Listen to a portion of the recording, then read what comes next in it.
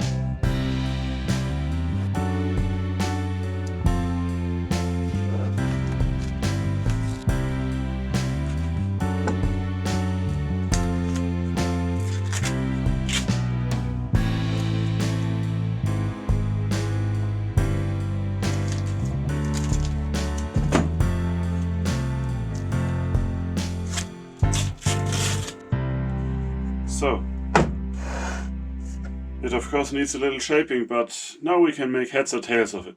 Wait, I used that pun before. Oh, I really need to get my head out of my...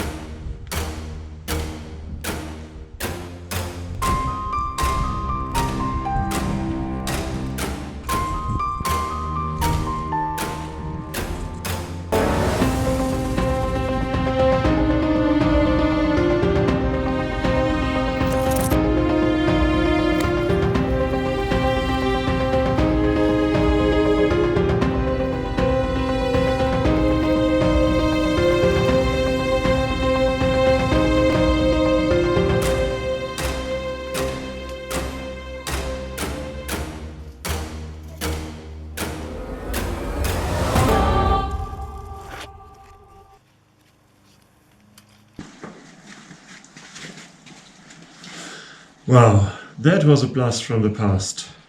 Did you recognize all those old tools that are long gone?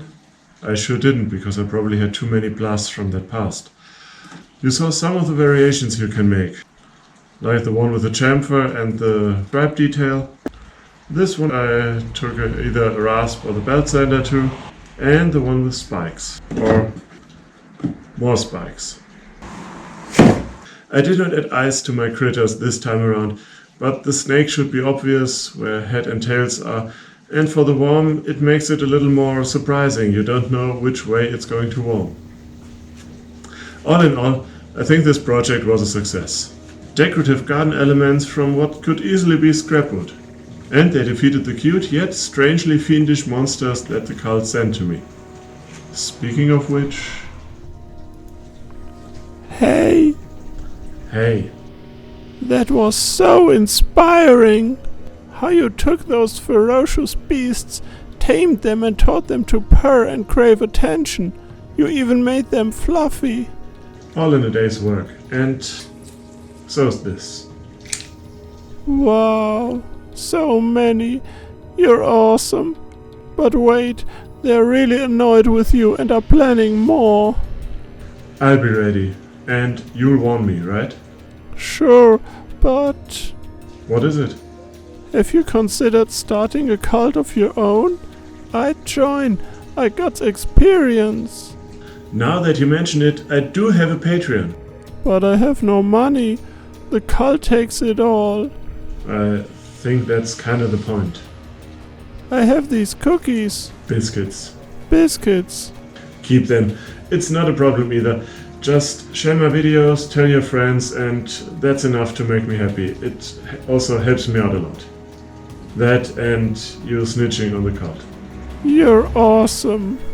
I know. And remember to be inspired.